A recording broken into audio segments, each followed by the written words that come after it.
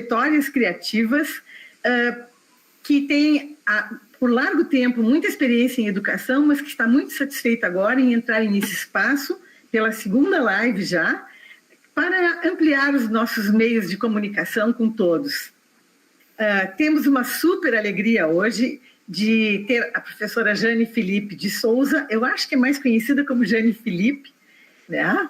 E é uma surpresa termos sido aceitados por ela também, isso é muito bom, porque ela é uma pessoa espetacular. A Jane, professora Jane, é titular aposentada da FACED, na URGS, graduada em Psicologia pela UFRJ, mestrado em Educação na Universidade Fluminense, doutorado em Educação pela FACED da URGS, pós-doutorado na área de Cultura Visual na Universidade de Barcelona. Trabalhou em aulas de graduação e pós-graduação, tendo como linha de pesquisa infância, gênero e sexualidade.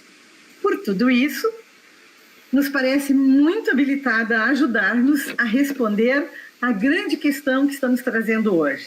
Por que discutir gênero, sexualidade na escola?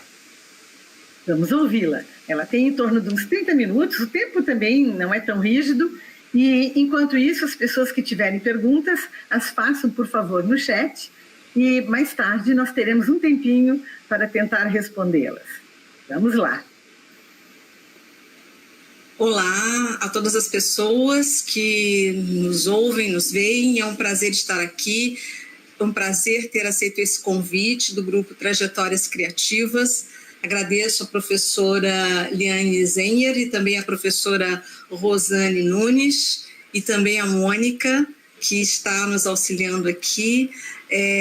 Agradeço imensamente a oportunidade de poder dividir com vocês um pouco das nossas trajetórias de pesquisa. Então, esse título, Informar para Proteger, por que discutir gênero e sexualidade na escola, ele se estabelece a partir de uma longa trajetória de pesquisa que nós temos desde 2001. Então, eu acho bem importante entender de onde falamos, né? Na verdade, eu faço parte de uma linha de pesquisa que se chama Educação, Sexualidade e Relações de Gênero, que existe desde o ano 2000, que foi fundada pela professora Guacira Lopes Louro, que é uma referência no campo dos estudos de gênero e educação. E também pela professora Dagmar Meyer, ambas fundaram essa linha de pesquisa. E em 2001, eu então fui convidada pelas professoras a integrar essa linha de pesquisa, coordenando o eixo temático Infância, Gênero e Sexualidade. Então é uma trajetória bem longa, que culminou nesse livro aqui, Infâncias e Temas Sensíveis, pela editora Circula, que saiu recentemente, né, dia 10 agora de outubro, fizemos o lançamento desse livro, e aqui a gente discute alguns temas, os principais temas com os quais nós temos trabalhado. Também eu integro o GERG, que é o grupo de pesquisas, do grupo de estudos, né, e de Educação e Relações de Gênero, que foi fundado pela professora Guacira Louro, em 95, e também faço parte do GEIN, sendo uma de suas fundadoras. O GEIN é um grupo de estudos de educação infantil e infâncias, todos esses dois grupos vinculados ao programa de pós-graduação da Faculdade de Educação da URGS. Então, diante disso, eu queria falar um pouco da pesquisa principal que eu estou desenvolvendo agora, que se chama Ignorar para Cobertar ou Informar para Proteger, scripts de gênero e sexualidade na prevenção das violências contra as crianças. Então, aí estão os 3 últimos livros e várias outras produções que nós temos desenvolvido ao longo desse tempo. Bom, dito isso, eu gostaria de começar com uma problematização. Será que, quando falamos de família, nós não estamos muitas vezes nos referindo a uma família idealizada que deveria proteger, educar, acolher as crianças e os adolescentes, e muitas vezes não conseguem fazer isso de uma forma plausível, quando a gente se depara com alguns dados recentes, né, sobre os índices de violência, nós nos deparamos com essas informações muito aterrorizantes. Por exemplo, o número de estupros que a gente vem sofrendo, né, que nos últimos anos tem sido um dos maiores da história, que tem sido registrados. Então, houve um crescimento importante de mais de 8% em relação a 2021, nesses dados que foram referidos no Anuário Brasileiro de Segurança Pública. Então, esse é um documento muito importante, além do Atlas da Violência, que sai todos os anos, esse documento também do anuário, que a gente deveria olhar, porque quando nós nos deparamos com esses números, nós percebemos o quanto a gente tem que questionar que família é essa que diz que protege, que fala muitas vezes em nome de Deus, né? Mas que na verdade não está efetivamente protegendo, como mostram esses dados que vocês estão vendo aí. E dentro disso, na situação de estupro, vocês vejam que as principais vítimas são do sexo feminino, né? Então, as mulheres e as meninas ainda sofrem muito com essa questão da violência. Outro ponto importante são as violências contra crianças e adolescentes. As violências mais comuns são abandono de incapaz, abandono material, maus tratos, a exploração sexual, os estupros, a pornografia infantil e lesão corporal dolosa, né, em contexto de violência doméstica, e mortes violentas intencionais de crianças e adolescentes. Onde está essa família idealizada que deveria proteger essas crianças e esses adolescentes? Hoje mesmo nós tivemos uma notícia muito triste aqui no Rio Grande do Sul, que foi veiculada pelos jornais, de que uma criança com problemas, né, a criança 3 anos, me parece, ela foi abandonada pela família dentro de um ônibus. Então, o que nós estamos pensando quando colocamos uma criança no mundo e onde está a nossa responsabilidade, né? Então, por isso que é importante, para a gente discutir gênero e sexualidade na escola, é preciso antes olhar esses números chocantes que giram em torno dos vários tipos de violência contra as crianças e adolescentes, e estupros e violência e abuso sexual são um dos problemas, uma das violências mais arrasadoras para a vida de uma criança e de um adolescente. Além desses dados da violência contra as crianças, a gente pode observar esse aumento, né, de maus tratos.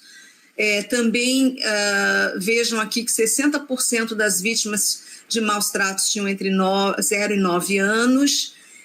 E esses outros dados que chamam a atenção, que eu vou retratar aqui, sobre o aumento da exploração sexual infantil.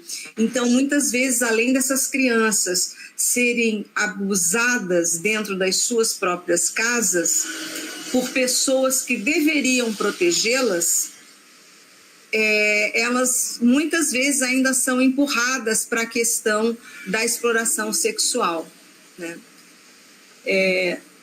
Seguindo mais adiante, a gente observa aqui que as crianças são as principais vítimas de estupro.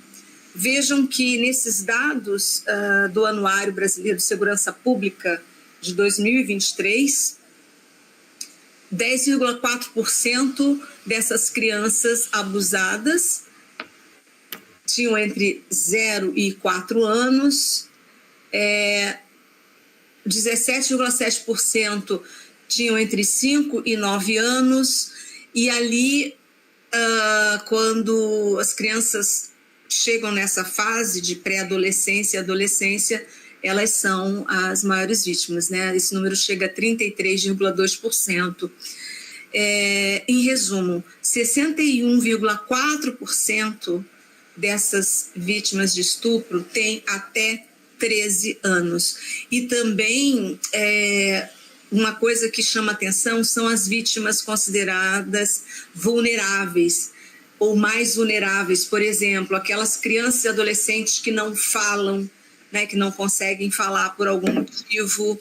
Então, essa realidade é muito dura se nós formos pensar que muitas vezes as denúncias nem conseguem chegar, nem viram estatísticas. Então, a gente tem uma subnotificação de violências, inclusive as violências contra meninos, né? Nós desenvolvemos uma pesquisa dentro dessa grande pesquisa guarda-chuva que eu mencionei, em que os meninos são vítimas também. Nós fizemos um levantamento inicial na época da pandemia, com 170 homens que responderam a um questionário, e parte considerável deles, quase a metade, relatou que, sim, eles tinham sido abusados na sua infância e que os pais, a família, nunca tinha dado nenhuma orientação, e a escola também. Então, esse dado é importante a gente pensar. Então, a gente, quando se depara com as violências, né, violência, abuso sexual, a gente tem que entender que muitas vezes a criança dá sinais como mudanças de comportamento, também uma proximidade excessiva. A violência costuma ser praticada por pessoas da família e não pessoas totalmente estranhas, né? Então, na maioria dos casos, acontece dentro de casa, com aquelas pessoas, com pais, com padrastos, avós, ou amigos da família, tá? E muitas vezes este abusador, ele manipula, ele trabalha com essa questão do afeto, né? Já que ele supostamente é uma figura da confiança dessa criança, e ele trabalha nesse sentido de manipular mesmo as crianças, os seus sentimentos, a sua confiança, ou até mesmo chegando a ameaças, muitas vezes. Bom, seguindo adiante, nós podemos também observar um outro tipo de sinal, que são comportamentos infantis repentinos, né? Por exemplo, se a criança começa a regredir para comportamentos anteriores à sua idade atual, talvez isso seja um sinal que nós devamos nos preocupar, né? Então, é comum a criança não ter capacidade para reconhecer ou para nomear o abuso sofrido, porque muitas vezes, ou na maioria das vezes, a criança desconhece esse tema porque ela não foi alertada para esses comportamentos considerados equivocados, desrespeitosos, violentos para com essa criança, e muitas vezes, em função desse vínculo de afeto que ela tem com o agressor, afinal de contas é o avô, ou é o pai, ou é um tio, ou é um amigo da família, ela não consegue expressar e nem nomear esse abuso. Bom, e aí a gente pode perguntar, diante desses dados estatísticos, tem muitos outros detalhamentos nesses dados estatísticos que vocês podem depois procurar nesses documentos citados, tanto no Atlas da Violência quanto no Anuário de Segurança Pública. Mas a gente pode pensar o seguinte, o que a escola tem a ver com isso? Enfim, qual é o papel que nos cabe como educadores e educadoras em todos os níveis de ensino, da educação infantil até a universidade? Bom, primeiro lugar, quando a gente fala de currículo, a gente não pode entender currículo apenas como uma mera listagem de conteúdos, né? Especialmente quando a gente trata da educação infantil, com aquela ideia de campos de experiência. É importante a gente entender, como já diria o professor Tomás Tadeu da Silva, o currículo não é um campo neutro, não é um campo inocente, desinteressado de conhecimento. Há sempre interesses que estão em jogo, lutas que se estabelecem para que o currículo tenha este ou aquele tipo de conhecimento, né? Então, é importante a gente entender que a escola tem o papel básico de ampliar os conhecimentos dos alunos e também dos professores ou das pessoas todas que circulam nesse ambiente escolar. É interessante que a gente entenda também que a escola, ela é um espaço de construção da ética e é um espaço de acolhimento também de todas as angústias, de todas as dúvidas, curiosidades e interesses das crianças e adolescentes. Por isso, é inaceitável que as pessoas ainda pensem que na escola tem que ter alguns temas que são proibidos. Ao contrário, se a escola é um local de conhecimento, de ampliação do conhecimento, de produção desse conhecimento, qualquer dúvida que a criança ou adolescente tragam para o âmbito escolar, esta dúvida, este conhecimento, essa curiosidade é passível de ser trabalhada, deve ser trabalhada e conversada com essas crianças e esses alunos e alunas, independente da idade que tenham. Dos últimos anos, a gente tem percebido novas demandas. Por exemplo, é preciso que os professores e professoras trabalhem as questões étnico-raciais, as questões ambientais, orientação sexual, gênero e outros temas. E muitos professores e professoras dizem assim, mas eu não tive formação para isso, o meu curso não forneceu essas disciplinas, eu não sei como fazer. Só que é preciso investir na formação inicial e continuada dos docentes. Então, a gente tem que ter uma atuação competente, técnica, em relação a esses temas, por mais difíceis que eles possam parecer. Por exemplo, na educação infantil, as pessoas têm um certo receio de trabalhar com temas considerados sensíveis, temas de difícil abordagem, mas difícil abordagem para quem? Para as crianças ou para nós adultos? Então, por exemplo, tema da morte, não vou trabalhar com esse tema, que é um tema difícil. Ou então, um tema sobre as novas configurações familiares. Tem famílias que são compostas de 2 pais ou 2 mães, ou uma mãe solo, um pai solo, e a gente, às vezes, na escola, fica trabalhando só com aquele modelo idealizado de família. Então, é preciso atentar para essas novas demandas que surgem também na escola, nesse mundo contemporâneo, que a gente precisa trabalhar e entender da melhor forma. Muitas vezes, então, a gente vai ter essa insegurança por parte do corpo docente, mas que precisa ser superada, né? Então, as escolas também, elas se deparam com essa questão da violência. A violência intrafamiliar, a questão do abuso, da exploração. Então, é importante que a escola entenda o seu papel,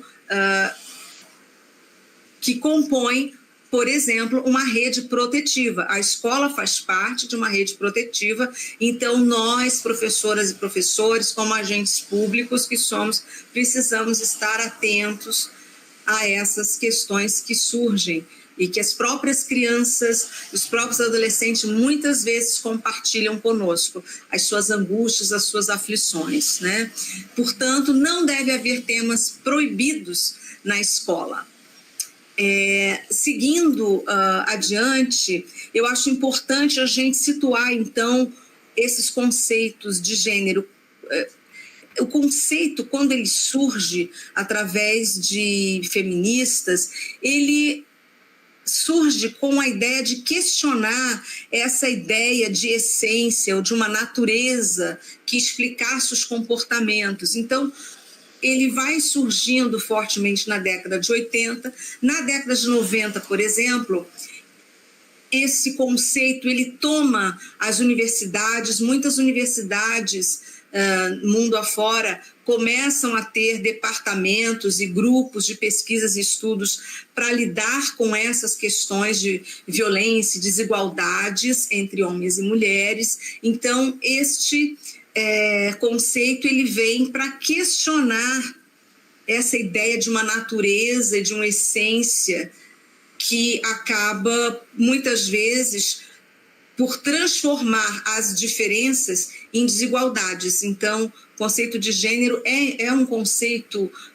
que tem uma força muito grande como uma ferramenta para questionar, para pensar a educação que vai nos constituindo, né? Então, para isso, a gente tem que atentar também para a importância da linguagem na produção desses comportamentos. Por exemplo, quando a gente quer menosprezar uma mulher, a gente muitas vezes acaba utilizando os diminutivos, né?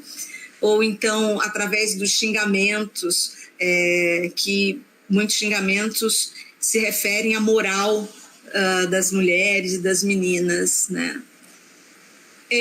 Seguindo mais adiante, dentro dessa questão da construção dos conceitos, a gente tem que entender o conceito de gênero e também o conceito de sexualidade como um processo contínuo de construção.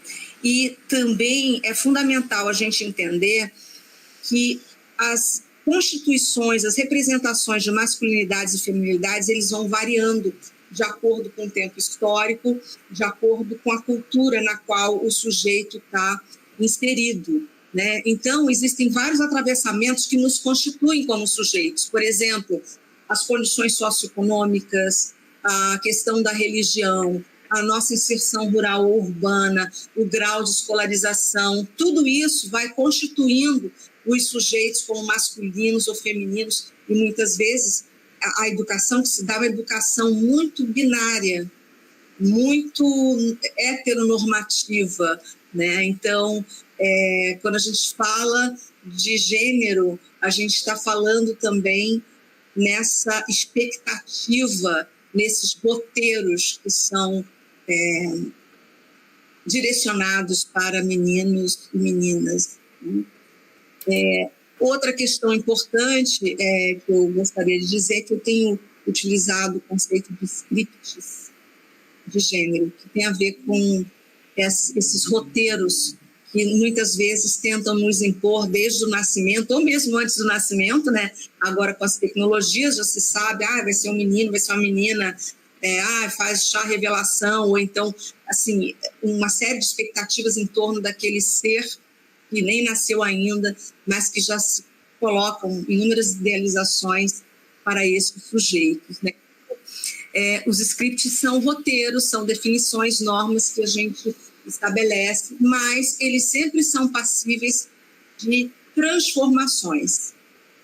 Uma pesquisa do nosso grupo de estudos, feito pela professora Jéssica Moraes, mostra o quanto as crianças dão um jeito de romper um pouco esses scripts que são rigidamente estabelecidos para elas. Por exemplo, essa ideia de que menino não pode brincar de casinha, de boneca, e ela repara que os meninos na escola infantil, quando a professora não está olhando ou quando não tem ninguém olhando, eles aproveitam e brincam um pouquinho na casinha. Ou então, na hora de guardar os materiais, eles aproveitam aqueles minutinhos de guardar os materiais e começam a brincar ali meio escondido com aquilo que disseram para ele que não era para ele brincar só pelo simples fato dele ser menino. É preciso que a gente entenda também como as crianças se desenvolvem.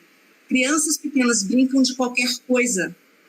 Então, infelizmente, a sociedade é que vai interditando, né, as brincadeiras, os brinquedos, em função do sexo da criança, o que é um equívoco. Então, elas poderiam ter uma amplitude maior de brinquedos e brincadeiras sem essa questão de rosa de meninas, azul de meninos. Quem diz isso desconhece a própria história das cores, né? Indo mais adiante, a gente percebe também o quanto esses scripts de gênero, que são culturais, que são históricos, né, o quanto eles vão se modificando. Por exemplo, o discurso religioso, o discurso médico-científico, o discurso psicológico, jurídico, pedagógico, midiático, eles não são estáticos, eles vão se modificando ao longo do tempo e eles também produzem determinados sentidos. Eles muitas vezes direcionam, né, os comportamentos.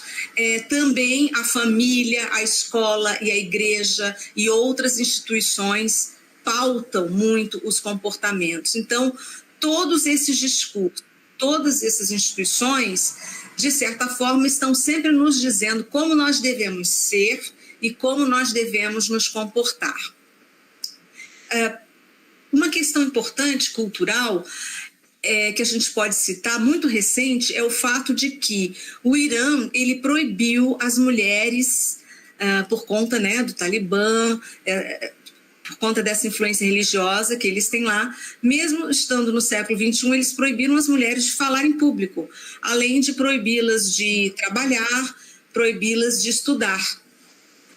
Né? Então, você ainda tem hoje, em pleno século XXI, sociedades em que tudo, para o homem, ele pode tudo e as mulheres não podem absolutamente nada. Então, esse é um exemplo muito intenso de como esses scripts de gênero, eles são diferentes dependendo do local onde você está, dependendo do tempo histórico. E mesmo que nós estejamos no mesmo tempo histórico, século XXI, há diferentes expectativas, há diferentes roteiros, de repente, num mesmo país ou numa mesma região, dependendo desses vários atravessamentos que eu citei.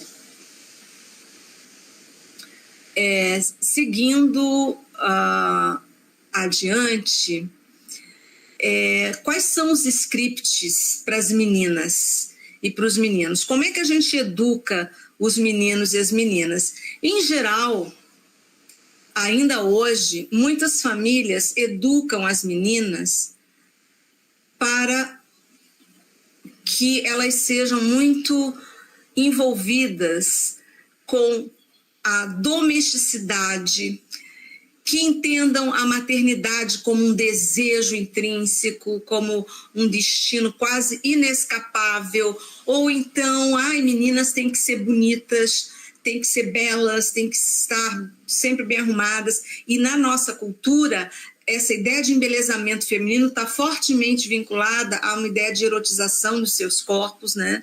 E também todos esses incentivos, todos esses aspectos que compõem a constituição das meninas e das mulheres têm muita ênfase no cuidado. Eu costumo dizer que nós, mulheres, temos uma 8ª jornada de trabalho ao longo da nossa vida. Né? Então, é impressionante como as famílias ou mesmo as escolas operam com esses modelos dicotômicos de oposições binárias. Né? Meninas têm que ter um mundo completamente à parte dos meninos, embora muitas coisas tenham sido conquistadas, né, nos últimos tempos. Como, por exemplo, o acesso à educação, o acesso a determinadas profissões que antes não eram bem vistas para as mulheres. Então, aqui os incentivos, né, de brinquedos lá do mundo doméstico, o incentivo ao embelezamento e também aqui a gente tem os scripts de gênero voltados para os meninos, que são basicamente o incentivo ao raciocínio lógico-matemático espacial, a agressividade, a competitividade, a misoginia, que é o desprezo a tudo aquilo que possa parecer feminino, e a homofobia, que é um pânico a que o filho vire um homossexual. Né? Então, muitas vezes, os pais, especialmente os homens que são pais, chegam nas professoras e dizem: não deixa o meu filho pegar na boneca lá que está no cantinho da fantasia, não deixa o meu filho fazer tal coisa porque é de menina, sabe? Então a gente vê assim uma dificuldade muito grande dos pais entender como é que as crianças se desenvolvem, que elas brincam de qualquer coisa, e seria muito importante que elas brincassem de qualquer coisa, né? E pudessem, assim, quando se tornarem um pouco maiores, dividir igualmente as responsabilidades do cuidado com os filhos, do cuidado com a casa, etc. Bom, seguindo mais adiante, porque o nosso tempo já está quase esgotando, a gente vê aqui, né, os brinquedos e brincadeiras que são vinculados para os meninos, são incentivados sempre dentro dessa característica lógico-matemático, ou características assim de incentivo à espacialidade, enfim. E na outra imagem seguinte também a gente observa isso, né? A ideia do menino que vai ser um cientista que é curioso e vai consertar coisas e vai criar coisas, como se as meninas não tivessem a mesma capacidade. Bom, algumas confusões conceituais importantes. Gênero não é sinônimo de sexualidade. Há uma confusão muito grande, especialmente nos últimos tempos, que se vinculou muito uma espécie de pânico moral em relação às questões de gênero e sexualidade, né? Sexualidade, por sua vez, também não se restringe a sexo. E princípios protetivos, né? A gente tem que informar a criança para protegê-la, porque se a gente ignorar determinados temas, a gente vai estar acobertando pessoas que cometem violências contra as crianças e os adolescentes. Bom, em relação à sexualidade, é importante a gente entender que ela envolve muitos outros aspectos, como relações humanas, afetividade, saúde sexual, cuidados com o corpo, aspectos subjetivos e individuais, né? Além de vivências sexuais na infância, na adolescência, na vida adulta, na terceira idade. E também a sexualidade envolve a contextualização histórica, social, cultural e política. Tudo isso afeta, né, essa construção de uma sexualidade, tem que ser entendida de uma forma mais ampla. A professora Jimena Furlani é uma professora da Estadual de Santa Catarina, e ela trabalha muito, tem livros muito interessantes sobre essa temática, né? Então, para finalizar, a gente tem assim alguns desafios para a nossa formação docente, né? Então, esses temas exigem de nós um conhecimento teórico metodológico, também uma sensibilidade e uma capacidade de observação para ouvir as crianças e os jovens, né, para estar disponível em relação às demandas que eles trazem, suas dúvidas, suas curiosidades, né? E até mesmo temos que estar preparados para os questionamentos das famílias, que muitas vezes desconhecem esses temas, ou mesmo até em relação aos próprios colegas professores que desconhecem determinados temas.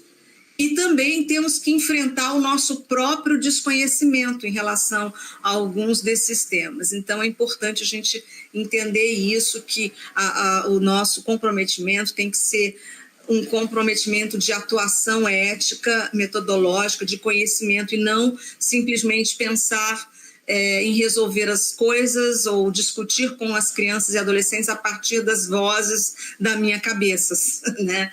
Ou a partir de um achômetro que não tem nada a ver, de repente, com as temáticas que sempre serão mais complexas. E, para finalizar, eu queria mostrar a importância da literatura para que a gente possa, então, discutir sobre a equidade de gênero. Nesse livro, Arthur e Clementina, a Clementina mostra ali uma certa inferioridade, um sentimento de inferioridade frente ao Arthur, que era o marido dela. Então, é uma história bem bonitinha de duas tartarugas, e toda vez que a Clementina queria aprender alguma coisa, queria pintar, queria tocar piano, sei lá, aprender alguma coisa, o Arthur nunca deixava. Então, eu queria pintar. Aí ele chegava com um quadro pronto. Ou então ela queria aprender a tocar piano. Aí ele chegava e dava uma vitrolinha para ela com música. Até que um dia ela sai do casco, ela observa que o mundo é bem maior do que a casa dela e some no mundo e deixa o casco com todas as coisas em cima do casco que o Arthur deu para ela, né? Então, é um livro de literatura muito interessante que pode ajudar a problematizar essas questões de desigualdades, né? E, por último, queria mostrar também um trabalho excelente desenvolvido pela Jéssica Moraes em 2019, numa escola municipal de educação infantil lá de Novo Hamburgo, em que ela coloca meninos e meninas para brincar de casinha com essas atividades de divisão igualitária de tarefas, né? Então, essas pequenas ações que podem parecer simples, mas que têm uma importância muito grande para que as crianças, desde a mais tenra idade, entendam a importância dessa divisão igualitária de tarefas. E, por último, algumas referências bibliográficas que vocês podem acessar, né, via Google mesmo, colocando o nome desses autores. Então, quero agradecer demais a oportunidade de dividir um pouco dessas discussões, das pesquisas que temos feito ao longo desses anos. Obrigada, gente.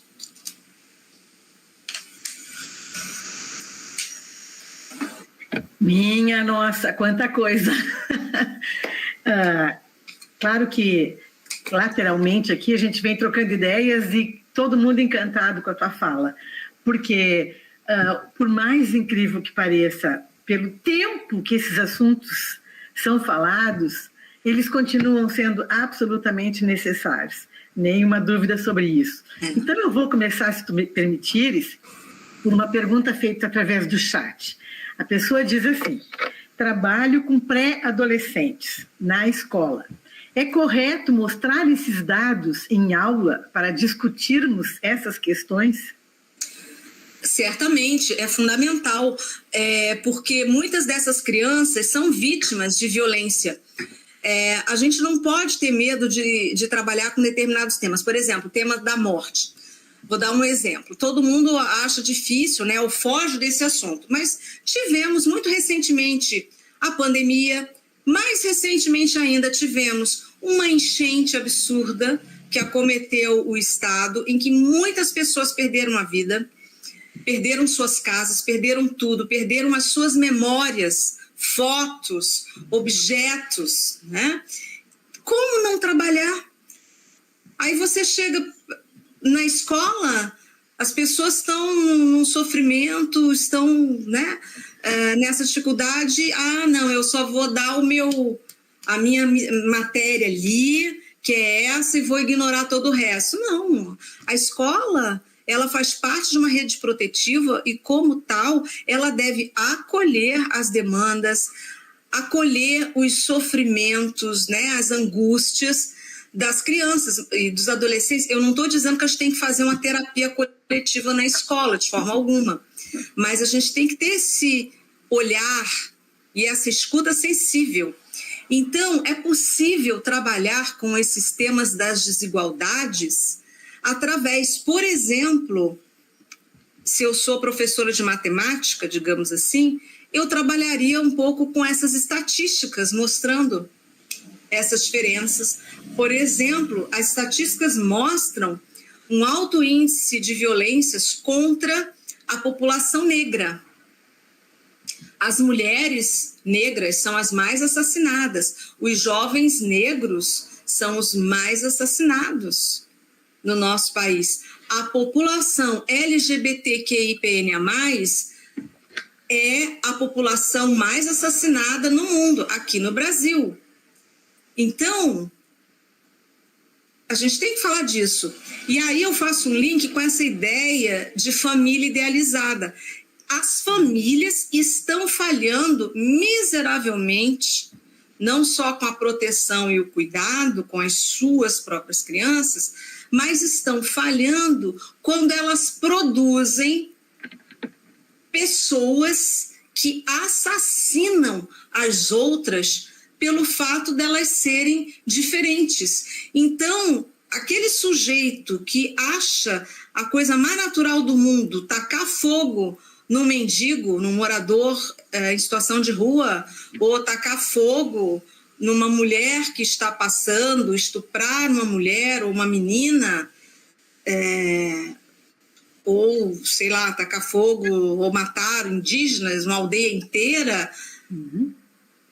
Que família é essa que não educou direito? E são famílias que muitas vezes se arvoram naquela ideia de que estão falando em nome de Deus, da pátria, da própria família.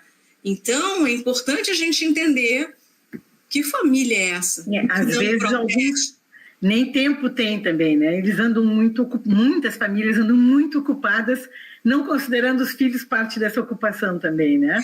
Só que as famílias, por mais ocupadas que elas sejam, elas precisam dar o exemplo. Então, as crianças, elas acabam reproduzindo muito daquilo que elas ouvem os pais falarem.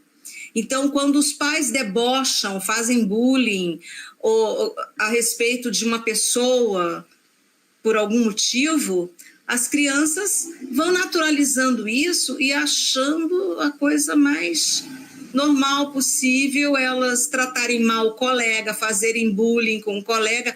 Olha o número absurdo que temos também de crianças e adolescentes que estão tirando a própria vida porque sofrem bullying na escola. Onde é que estão essas famílias que não educam de forma adequada seus filhos e aí empurram a educação que eles deveriam dar nas suas casas para a escola?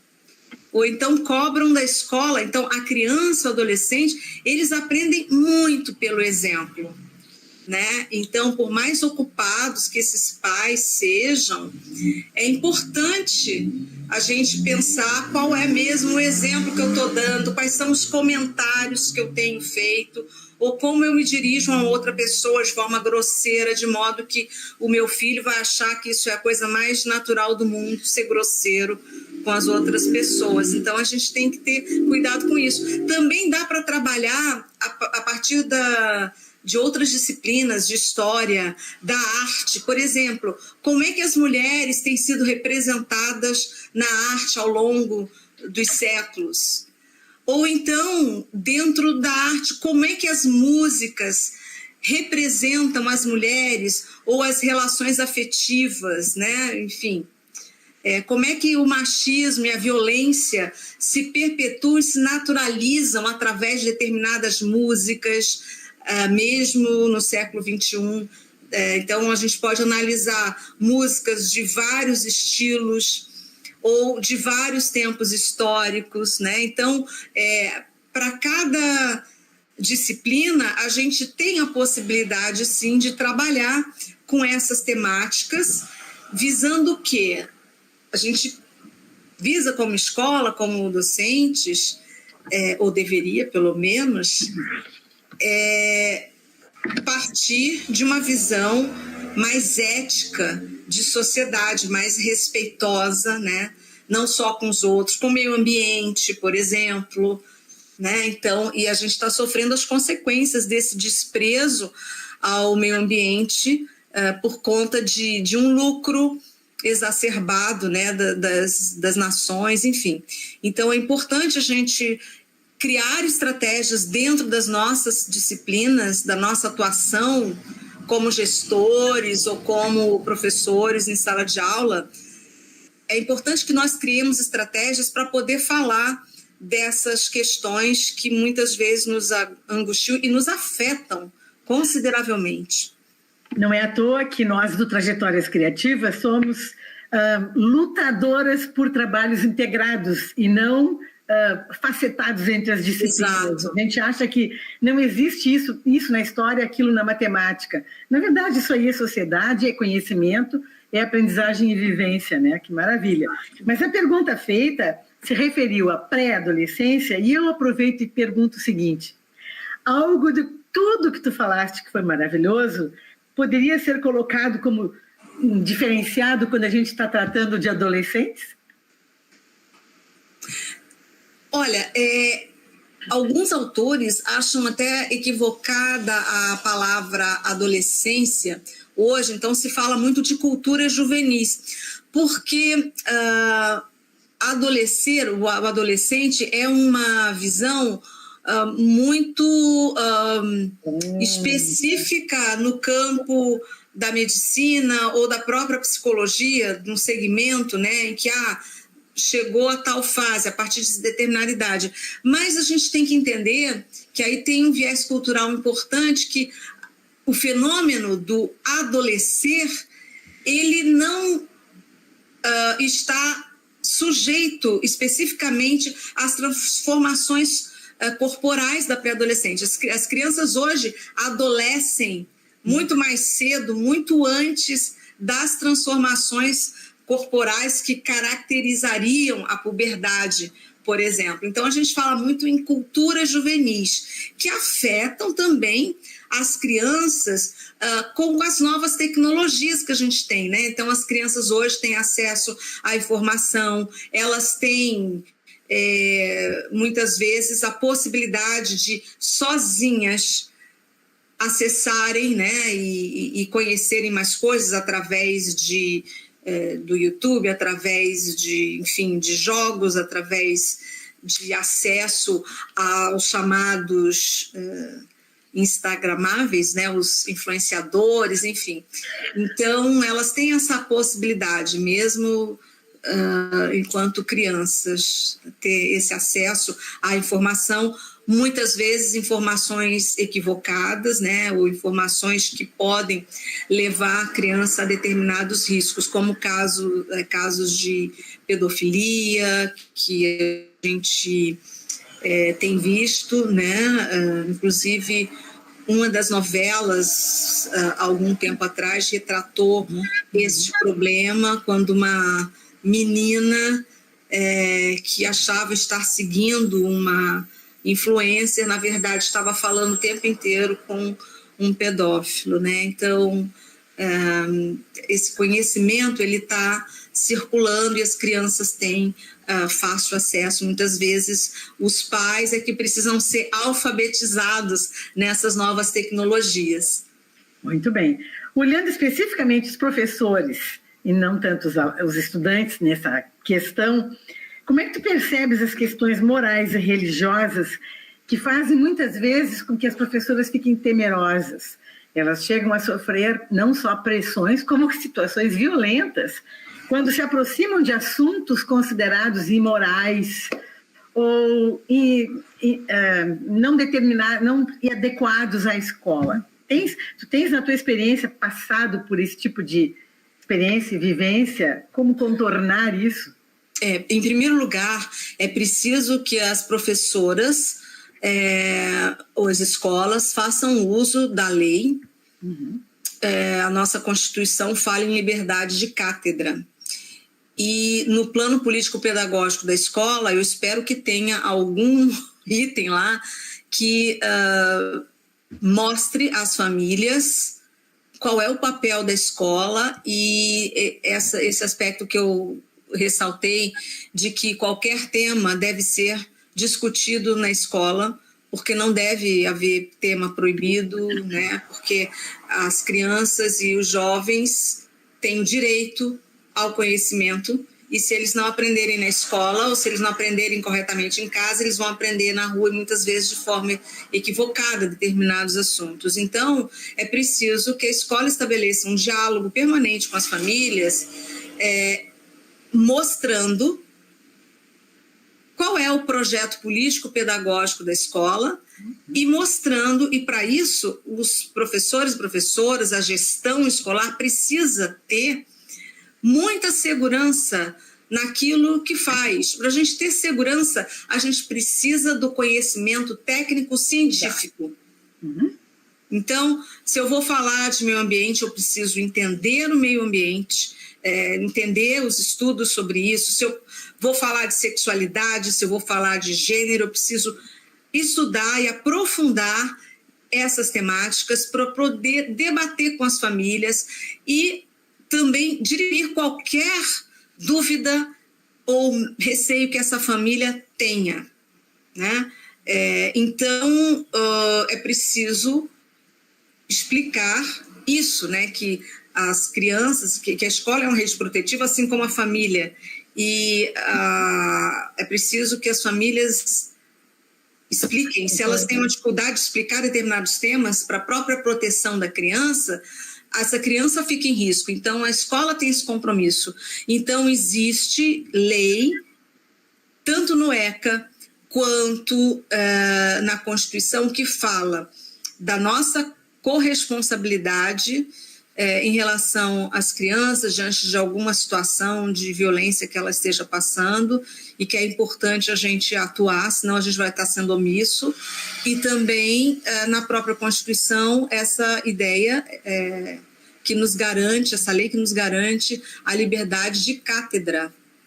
O que eu acho interessante, e aí eu acho que a gente deve refletir muito sobre isso, é que todo mundo se acha no direito de dar pitaco na escola. Isso. Não fazem isso com o engenheiro que construiu lá uma ponte, ou o próprio médico que passou lá uma receita. A gente não chega lá invadindo o consultório médico, questionando, enquanto que na escola as pessoas se sentem autorizadas, não estudaram pedagogia, não estudaram Paulo Freire, não estudaram uma série de outros autores e se sentem no direito de interferir e achar que a sua opinião vale mais do que a opinião de um professor ou professora que teve uma formação. Então, é preciso que a gente demonstre todo o tempo para a família que nós não estamos ali para brincar ou para passar o tempo, estamos ali com uma proposta pedagógica, com um referencial teórico, com uma metodologia de trabalho para o quê? Favorecer esta criança, esse jovem, para ajudar essa criança e esse jovem, para proteger no fim ao cabo, porque as famílias temem muito as discussões de gênero e sexualidade, né? Então, é disso que se trata. O que é, assim, uma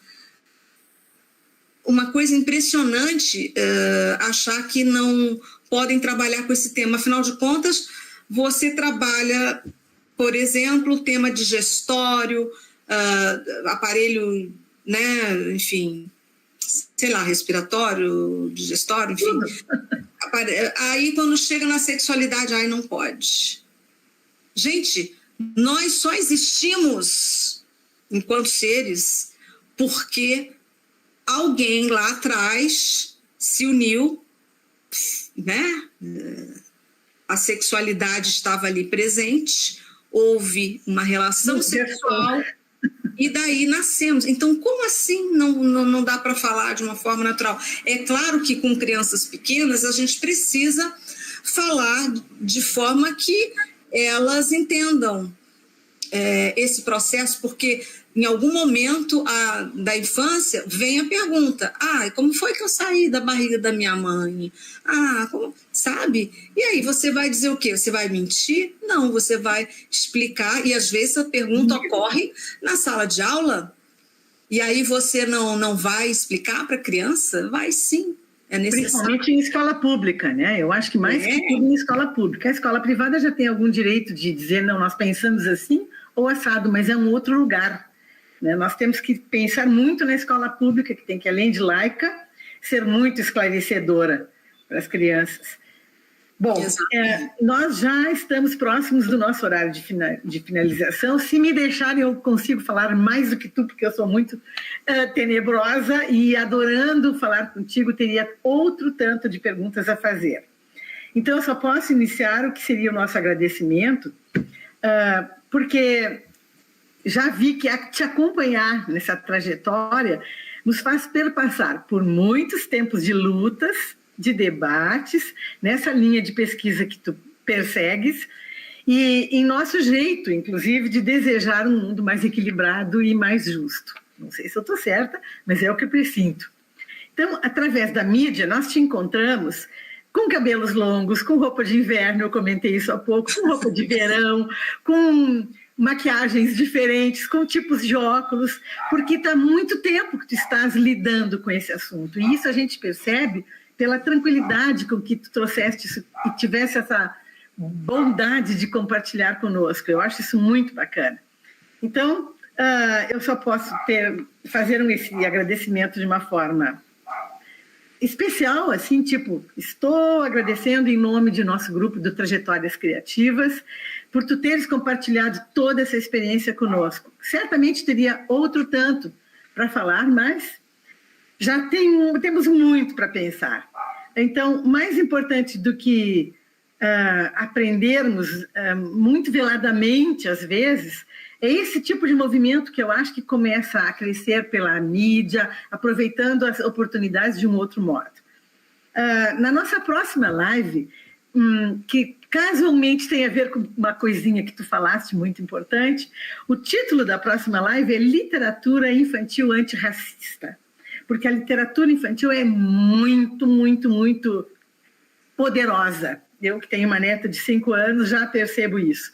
Então, nós teremos a professora Márcia e o Márcio Roque, do Colégio de Aplicação, numa live que vai ter tudo a ver. Nós já falamos em racismo na escola, hoje nós falamos nesses assuntos fundamentais a serem tratados independentemente da idade do estudante, né, na escola.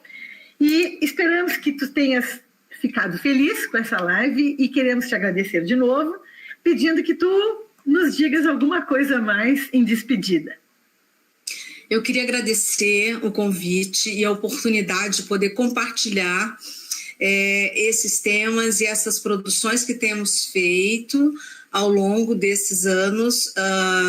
E, assim, o convite para que vocês acessem, né, a nossa produção, é só chegar lá no Google Acadêmico ou no Google Cielo e colocar os nossos nomes, o nome do professor Fernando Seffner, o nome da Jéssica Tairane Moraes, o nome do professor Cristiano Eduardo Rosa, do professor Jaime Zanetti, enfim, que são pessoas do nosso grupo de estudos e que trabalham com esse tema. Também a professora Jimena Furlani, o professor Rogério Junqueira, que fez todo um estudo sobre essa história do pânico moral, né? Então ele traz o histórico de como isso foi surgindo. Também o professor Jackson Rony Sada, estadual do Maranhão, enfim, pessoas, colegas que fazem um trabalho importante de discussão nessa área. Então, muito obrigada, eu espero que vocês acessem esses trabalhos e que se aprofundem ainda mais nos estudos desses temas, que são realmente temas, às vezes, um tanto difíceis, mas faz parte do nosso ofício como docentes, o prazer do estudo, o prazer do conhecimento. Muito obrigada, então. As palavras finais seriam tuas, mas eu não posso ser injusta e deixar de colocar algo mais no chat. E é só uma constatação. Alguém escreveu: algumas famílias pensam que ao discutir sexualidade na escola, seus filhos vão escolher o seu gênero. Temos muita coisa para trabalhar ainda futuramente.